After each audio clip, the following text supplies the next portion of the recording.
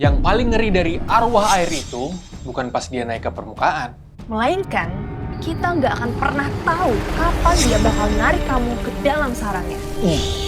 Hantu air itu lengket banget ya. Diam deh, gue beneran takut sumpah. Makanya, follow terus cerita kita dan mari kita masuk ke dunia Legenda Dukun Putih, Perang Pemburu Roh.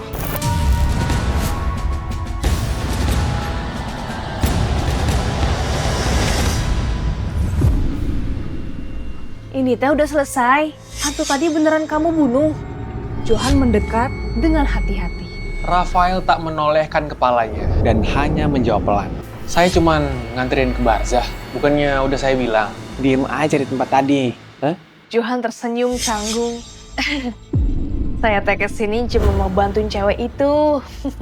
Baru saja Johan mau menolong gadis yang pingsan, tiba-tiba badannya langsung kaku.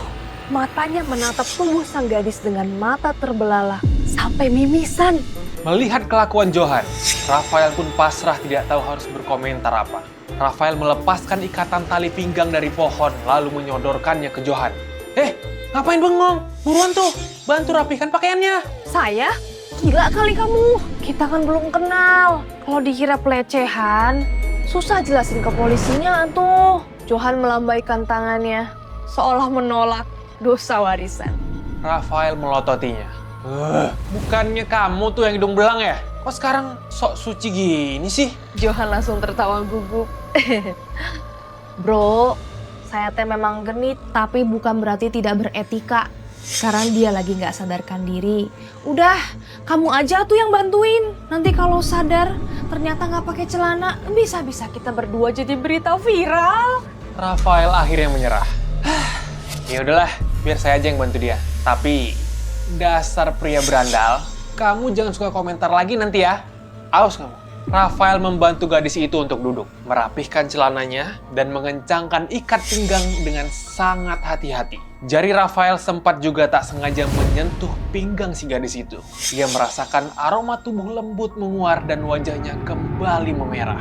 Tapi Rafael segera mengalihkan pandangannya dan mempercepat semua gerakannya. Setelah selesai, Rafael menempelkan jimat penenang di tubuh gadis itu dan berkata pada Johan, "Kamu bawa dia ke posisi sana ya, biar dia istirahat. Ntar lagi juga sadar tuh." Dan tak lama kemudian, jimat itu mulai bekerja. Gadis itu perlahan siuman. Dia membuka matanya dan dia sadar kalau dia lagi dipeluk oleh seorang pria berbadan besar. Dan gadis itu langsung panik, langsung menggigit tangan Johan.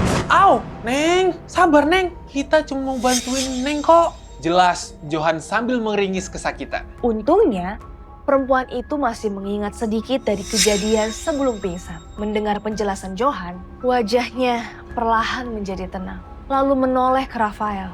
"Jadi benar kamu yang nyelamatin saya? Ternyata bener ya? Hantu itu emang nyata kan?" Rafael tak menggubrisnya, hanya berjongkok di tepi kubangan genangan kelam, mengawasi permukaan air yang terlihat bergoyang perlahan. Padahal, air itu harusnya diam. Riak kecil menyebar, seolah-olah sesuatu bergerak dari dalam situ. Johan berjalan mendekat karena penasaran. "Bro, kamu teh ngapain ngeliatin air itu terus? Kenapa? Pengen minum? Sini saya aja yang beliin minum. Kalau minum air itu nanti kamu bisa mati." Rafael mengerutkan keningnya lalu mencelupkan ujung jarinya dan mengecapnya sedikit. Johan langsung kaget. "Kamu teh gila ya?" Rafael menjawab pelan. "Ini ada arwah ini. Hantu gaun merah tadi walaupun lemah tapi energinya diserap sama makhluk yang ada di sini." Johan bengong mendengar ucapan Rafael. Arwah air? Maksudnya teh apa? Rafael belum sempat menjelaskan. Tiba-tiba, tangan besar berwarna pucat keluar dari air, mencengkeram rambut Johan dan menariknya ke dalam. Cipratan air menghambur ke segala arah. Dia berusaha melepaskan dirinya, tapi dia semakin tenggelam. Rafael dengan sigap menusukkan pedang tulang anjing ke dalam air. Arwah itu langsung melepas Johan dan kemudian ditarik dengan paksa naik keluar oleh Rafael. Johan tergeletak di tanah berumput, badannya basah kuyup dan wajahnya pucat.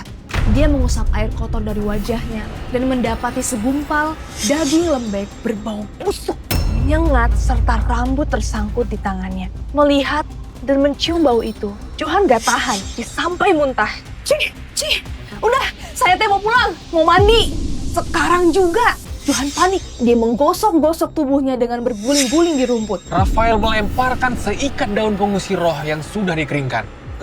Gosok di leher, biar racun mayatnya nggak menyebar. Sebenarnya lebih ampuh sih kalau pakai beras ketan. Tapi kondisi sekarang pakai seadanya dulu aja. Johan gak peduli sama baunya. Ia langsung menggosok-gosok lehernya dengan kuat sambil berteriak kesakitan. Lalu asap putih mengepul dari seluruh kulitnya. Sial beneran. Saya teh gak mau ikut. Kamu bilang teh gampang ini. Gampang apanya? Saya hampir jadi korban. Johan menahan nangis sambil marah. Rafael hanya menggeleng pelan, menatap tubuh Johan yang acak adul, gak karuan. Gadis yang tadinya ditolong pun kini ikut mendekat. Dari ekspresinya yang kelihatan seperti belum pulih sepenuhnya. Dan dia bilang, tempat ini bener-bener angker. Hah? Terus kita teh harus gimana? Sambil menatap genangan kelam yang masih beriak kecil, Rafael menjawab dengan enteng. Kita sih perlu tarik arwah airnya keluar dari situ, lalu kita habisin ya. Udah, gitu aja. Gadis itu hanya melongo mendengar rencana Rafael. Dan dia bilang, tapi kan dia itu di dalam air. Memangnya kamu mau nyebur? Rafael membalikkan matanya ke atas. Ini, ampun, airnya bau begini, nggak mau lah. Johan, kamu aja ya, nyemplung lagi ke sana. Kita pancing lagi dia. Johan langsung mengamuk. Apa? Kamu teh gila ya? Saya teh kan bukan dukun. Nyemplung ke situ tuh sama aja cari mati. Rafael mengangkat tangan. Sebenarnya ada sih cara ngelindungin biar kamu nggak ditangkap sama dia. Kalau kamu nggak mau, ya udah. Rafael membuka tas, mengeluarkan sekantong bubuk belerang kuning, lalu menaburkannya ke air. Mata Johan terbelalak karena terkejut. Hah? Itu apaan? Belerang kuning, musuhnya para arwah. Arwah air nggak akan tahan sama baunya. Dan sebentar lagi, dia pasti akan keluar sendiri. Johan dan gadis itu langsung auto mundur beberapa langkah, berjaga-jaga jika arwah air meloncat ke arah mereka. Johan tiba-tiba sadar dan dia menggerutu. Oh, ternyata kamu teh tahu gimana caranya mancing dia. Lalu kenapa nyuruh saya nyebur buat mancing dia, ha? Kamu teh sengaja kan mau ngerjain saya, Rafael? Rafael menjawab dengan santai. Belerang ini mahal. Sayang aja kalau langsung dipakai sekarang. Mendingan kamu. Johan nyaris menangis, tapi yang keluar hanya nafas beratnya. Jadi, saya teh nilainya hanya di bawah satu kantong bubuk itu. Rafael menepuk bahunya. Bro, sabar ya. Wajah kamu sebenarnya udah cukup ampuh buat menolak makhluk gaib itu. Gadis itu langsung tertawa mendengar Rafael ngomong. Wajahnya memang kayak jimat penolak bala. Setan malah takut. Air mata mengalir dan dalam hati Johan cuma pengen segera pulang dan minta pindah kamar. Dia nggak mau lagi satu asrama bersama Rafael. Jadi walaupun arwah air itu cukup serem, tapi gue tetap aja ngakak ngeliat kelakuan si Johan. Iyalah, Johan memang si gembul kan? Lucu. Semoga aja ya si arwah air itu gak ngebully bocah selucu itu. Tenang. Ada Rafael yang nge-backup ini semua. Oke. Terus nasib si Johan abis ini gimana? Feeling gue sih dia bakal makin kocak hidupnya. Menurut gue, kelihatannya bakal sengsara sih dia nanti. Tapi semoga enggak ya. Nah, biar lu semua pada tahu, tonton episode selanjutnya. Biar ngerti kenapa dan gimana.